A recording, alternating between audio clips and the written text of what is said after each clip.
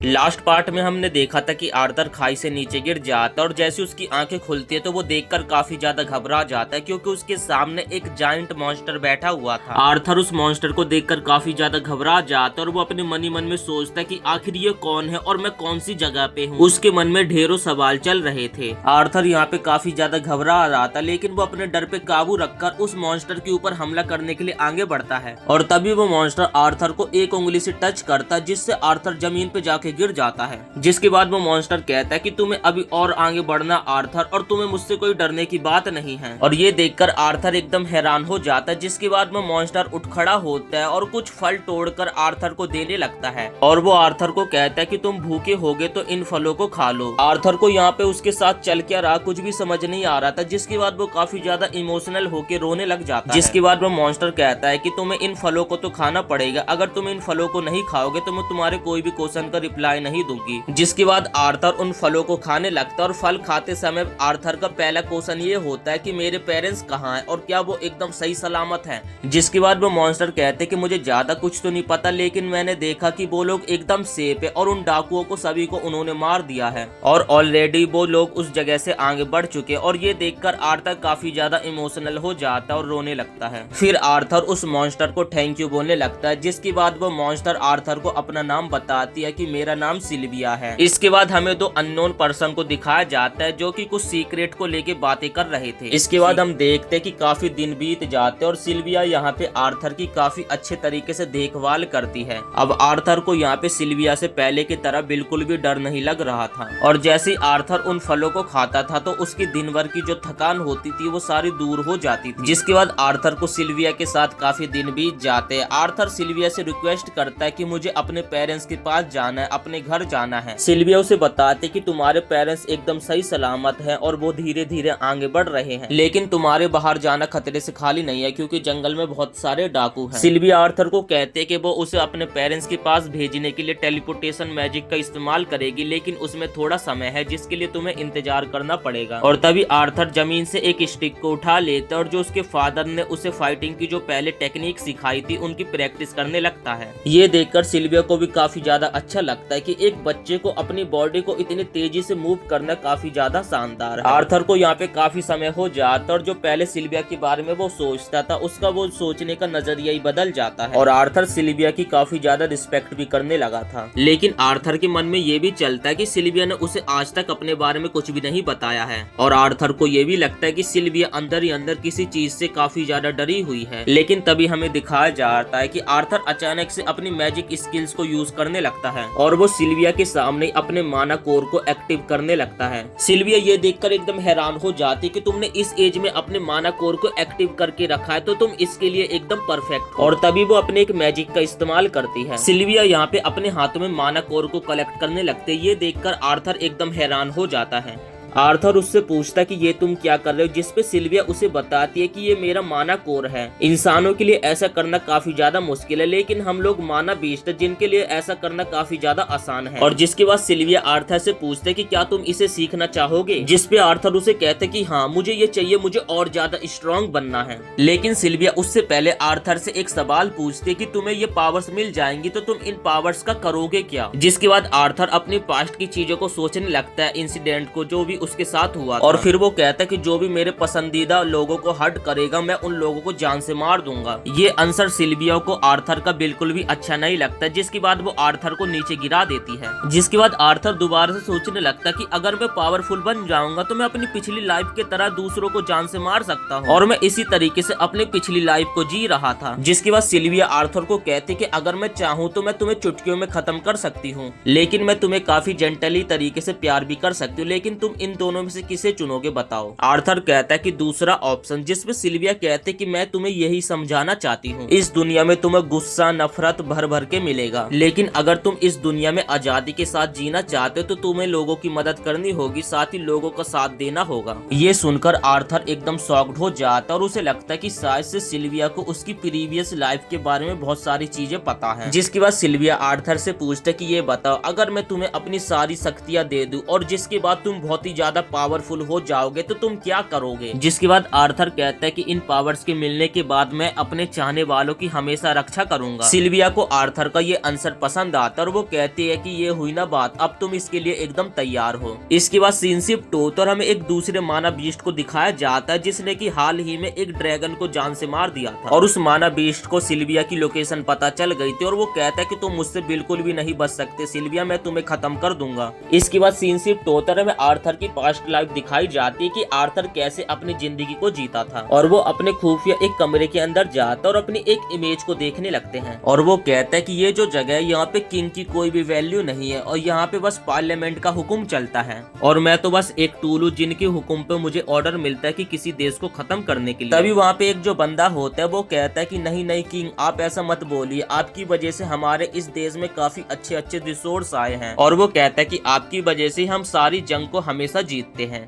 इसके बाद किंग वहां से जाने लगता है कि मेरे पास बिल्कुल भी समय नहीं है और जैसे ही वो किंग वहां से जाता है तो उसका जो मुकुट होता है वो पूरी तरीके से डिस्ट्रॉय हो जाता है। इसके बाद हमें प्रेजेंट का सीन दिखाया जाता है जहाँ पे आर्थर मैजिक को कास्ट कर रहा था और वो अपने माना कोर को अपने हाथों के ऊपर कलेक्ट कर रहा था और वो इसी के साथ अपनी प्रीवियस लाइफ के बारे में सोचने लगता है। जब भी वो किसी से युद्ध करता था तो अपनी पूरी माना कोर को अपने तलवार में डाल देता था और इसी तरीके से वो अपने किसी भी दुश्मन को हरा देता था। और इन सारी चीजों को याद करते हुए आर्थर अपने माना कोर को पूरी तरीके से अपनी बॉडी में एक्टिव कर लेता है और इसके बाद आर्थर सिल्विया की तरफ आगे बढ़ने लगता है, लेकिन तभी सिल्विया आर्थर को एक पत्थर के नीचे दबा देती है और उसे कहती है कि तुम बिल्कुल भी आवाज मत करना। और तभी वहाँ पे अचानक से वही दूसरा माना बीस्ट आ जाता है जो कि कहता है कि सिल्विया आखिरकार तुम मुझे मिली गई, अब मैं अपना बदला तुम्हारे खून से लूंगा। सिल्विया उसे यहाँ पे देख के काफी ज्यादा शॉक्ड थी और वो काफी ज्यादा घबरा भी रही थी क्योंकि यहाँ पे आर्थर मौजूद था, लेकिन सिल्विया ने पहले से डिसाइड कर रखा था कि वो हार नहीं मानेगी बल्कि अंत तक युद्ध करेगी। और तभी वो माना बीस्ट अचानक से सिल्विया के ऊपर हमला करता है जिससे उसका जो अटैक होता है सिल्विया के ऊपर लग जाता है जिससे सिल्विया काफी ज्यादा घायल हो जाती है। और तभी सिल्विया भी अपनी पूरी मैजिकल पावर्स का इस्तेमाल करती है और वो देखते ही देखते एक व्हाइट रंग के माना बीस्ट में बदल जाती है। ये देखकर जो दूसरा माना बीस्ट होता है वो एकदम शॉक्ड हो जाता है और वो कहता है कि तुम पागल हो के आखिर तुम इस रूप में क्यों चेंज हुई। और वो कहता है कि इस रूप में आने के कारण अब तुम्हारी मौत निश्चित है। सिल्विया कहते हैं कि मुझे इस बात से कुछ भी फर्क नहीं पड़ता क्योंकि मैंने अपनी अच्छी मेमोरीज को स्टोर कर लिया है। और तभी सिल्विया उस माना बीस्ट के ऊपर हमला करते जिससे वो माना बीस्ट होता है वो एकदम से पीछे हट जाता है और जिसके बाद वो माना बीस्ट भी सिल्विया के ऊपर एक काफी पावरफुल अटैक करता है, लेकिन सिल्विया अपनी एबिलिटी का इस्तेमाल करके समय को कुछ समय के लिए रोक देती है। जिसके बाद वो कहती कि आर्थर अब तुम बाहर आ सकते हो। जिसके बाद आर्थर बाहर आने लगता है। तभी आर्थर थोड़ा शॉक्ड था और सिल्विया से पूछता है कि क्या तुम एक ड्रैगन हो, जिसपे सिल्विया कहती कि हाँ लोग मुझे इसी नाम से बोलते हैं। जिसके बाद सिल्विया वहाँ पे एक पोर्टल बना देती है और वो आर्थर को कहती कि ये पोर्टल तुम्हें तुम्हारे माता पिता के पास तक नहीं भेज पाएगा, ये पोर्टल तुम्हें आसपास ही जगह पे भेज देगा, लेकिन मैंने तुम्हें सर्वाइव करने के लिए बहुत सारी एबिलिटीज सिखाई है तो तुम सर्वाइव तो कर ही लोगे। जिसपे सिल्विया लास्ट बार आर्थर से पूछते कि वैसे तुम्हें याद है ना कि तुम इन पावर्स का क्या करने वाले हो। आर्थर कहता है कि हाँ मुझे याद है। सिल्विया उसे कहते लेकिन जाने से पहले मैं तुम्हें दो चीजें देना चाहती हूँ। जिसके बाद वो अपने मैजिक का इस्तेमाल करती है और आर्थर के सामने एक अंडा आ जाता है और वो कहते कि इस पंख को इस अंडे के हमेशा साथ में रखना। और तभी सिल्विया आर्थर के काफी ज्यादा करीब आ जाते हैं जिसके बाद आर्थर के हाथों में अजीब रंग के टैटू बन जाते हैं और वैसे ही मार्क सिल्विया के शरीर पे भी लगे हुए थे। वो आर्थर को कहते कि समय आने पर तुम्हें सारी चीजों के बारे में खुद ही पता चल जाएगा,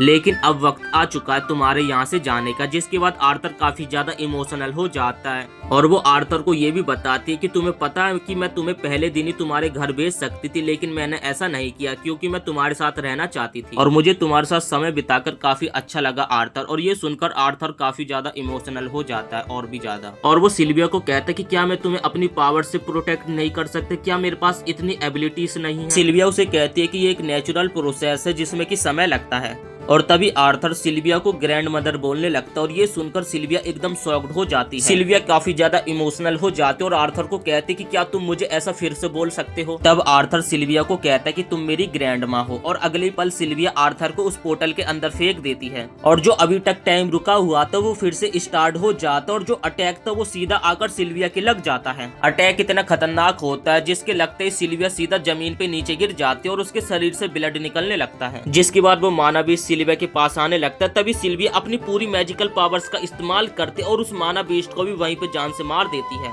हमने आर्थर को देखा था कि आर्थर टेलीपोर्ट हो जाता और वो टेलीपोर्ट होकर एक जंगल में पहुंच जाता है। जंगल के अंदर से आर्थर को किसी की चिल्लाने की आवाज आती है, जिसके बाद वो अपने मैजिक का इस्तेमाल करके एक पेड़ के ऊपर चढ़ जाता है और तब आर्थर देखता है कि कुछ गुंडों ने एक एल्फ लड़की को पकड़ा होता है और वो लोग उस लड़की को बेचने की प्लानिंग कर रहे होते, जिससे आर्थर को अपने पेरेंट्स के साथ जो हादसा हुआ था उसकी याद आ जाती है, जिस वजह से आर्थर को काफी ज्यादा गुस्सा आने लगती है। लेकिन उसे तभी सिल्विया की बात याद आती है और तभी आर्थर अपने गुस्से को शांत करता है और वो डिसाइड करता है कि वो उन लोगों के पीछे जाकर जंगल से बाहर निकलने का रास्ता खोजेगा। लेकिन आर्थर को उनकी बातें सुनकर ऐसा लग रहा था कि उन लोगों को मार कर ही आर्थर को उस लड़की को बचाना पड़ेगा और जिसके बाद आर्थर उन लोगों के सोने का इंतजार करने लगता और जब वो लोग सो जाते तो आर्थर ये देखकर एकदम हैरान हो जाता है कि आखिर उन लोगों ने इन जंगली कुत्तों के ऊपर काबू कैसे कर रखा है, क्योंकि इन कुत्तों को तो काबू में करना नामुमकिन होता। तभी आर्थर देखता है कि उन कुत्तों के गले में कुछ मैजिक कॉलर्स बंधे होते हैं और तभी आर्थर उन कुत्तों के ऊपर पत्थर फेंक कर मारता, जिससे वो कुत्ते शोर मचाने लगते हैं और जब एक डाकू उन कुत्तों को शांत करने के लिए वहाँ पर आता है तो इस बात का आर्थर फायदा उठाता और उस गुंडे को वहीं पे पेल देता और उसकी आवाज सुन के दो लोग और वहाँ पे आ जाते। तभी आर्थर एक बंदे के ऊपर चढ़ के उसके गर्दन को काट देता है और दूसरे बंदे को आर्थर घायल कर देता और उसकी आवाज सुन के जो उनका लीडर होता है वो बग्गी से बाहर निकलता है और जब उस बॉस को पता चलता है कि ये बच्चा मैजिक कर सकता है तो वो आर्थर को जिंदा पकड़ने के लिए तैयार हो जाता है और वो एल्फ वाली लड़की से ज्यादा पैसे कमा सकता है, जिस कारण वो आर्थर के ऊपर हमला कर देता है उसे पकड़ने के लिए और उन दोनों के बीच में फाइट स्टार्ट हो जाती है। लेकिन ये फाइट वन साइडेड होती है क्योंकि अभी भी आर्थर फिजिकल तरीके से स्ट्रॉन्ग नहीं हुआ है, जिसके बाद वो डाकू आर्थर को पकड़ लेता है। लेकिन आर्थर अपनी फायर मैजिक का इस्तेमाल करके उस डाकू के पैरों को जला देता है और जिसके बाद आर्थर अपनी नाइफ से उस बॉस को भी मार देता। तभी एक डाकू जो बचा हुआ था वो अपनी जान की आर्थर से भीख मांगने लगता है, जिसके बाद आर्थर उस बचे हुए डाकू को भी मार देता है और उसके बाद वो उस एल्फ वाली लड़की के पास जाता है और उसे एकदम सही सलामत अपने घर जाने के लिए बोलने लगता है। लेकिन वो लड़की अभी भी डरी हुई थी, जिसपे आर्थर उस लड़की को कहता है कि अब वो किडनैपर तुम्हें बिल्कुल भी तंग नहीं करेंगे, जिसके बाद आर्थर उस लड़की को अपने घर जाने के लिए कह देता और आर्थर भी अपने अलग सफर पे जाने लगता है। वो लड़की काफी ज्यादा डर रही होती, जिस कारण वो आर्थर को उसके साथ रहने के लिए कहने लगती है, जिसके बाद आर्थर उस लड़की से पूछता कि क्या एल्फ जंगल में सुरक्षित नहीं रहती हैं? वो लड़की कहती है कि मैं अपने घर से बहुत दूर आ चुकी हूँ, जिस कारण मुझे इस जगह के बारे में कुछ भी नहीं पता। तो आर्थर डिसाइड करता है कि वो उस लड़की को उसके घर छोड़कर आएगा और उसके बाद फिर आर्थर अपने घर जाएगा और दूसरी तरफ आर्थर उन कुत्तों को वहीं छोड़ने का डिसाइड करता है, क्योंकि आर्थर को पता नहीं होता कि उन कुत्तों को कैसे कंट्रोल किया जाता है और आर्थर इस बात से घबरा रहा होता है कि वो अगर इन कुत्तों को खोल देगा तो वो कुत्ते उनके ऊपर ही हमला कर देंगे और तभी वो लड़की उन कुत्तों को जाकर खोल देती है, जिसके बाद वो सभी कुत्ते जंगल में भाग जाते हैं। इसके बाद वो दोनों अपनी जर्नी को स्टार्ट कर देते और वो लड़की आर्थर को अपना नाम टेसिया बताती है। इसके बाद वो दोनों एक जगह पे रुककर खाना खाने लगते। तभी टेसिया आर्थर से पूछते कि आखिर तुम अकेले जंगल में क्या कर रहे हो, और तब आर्थर बताते कि वो अपनी फैमिली से अलग हो चुका है और वो अपनी फैमिली को ढूंढ रहा है। जिसके बाद वो टेसिया से उसके किंगडम ऑफ एल्फ्स के बारे में पूछने लगता है और जिसके बाद टेसिया उसे अपने किंगडम ऑफ एल्फ्स के बारे में बताने लगती है। थोड़ी देर तक आराम करने के बाद वो लोग दोबारा से अपनी जर्नी स्टार्ट कर देते। तभी आर्थर देखता है कि एक शिकारी कुत्ता अभी तक उनका पीछा कर रहा है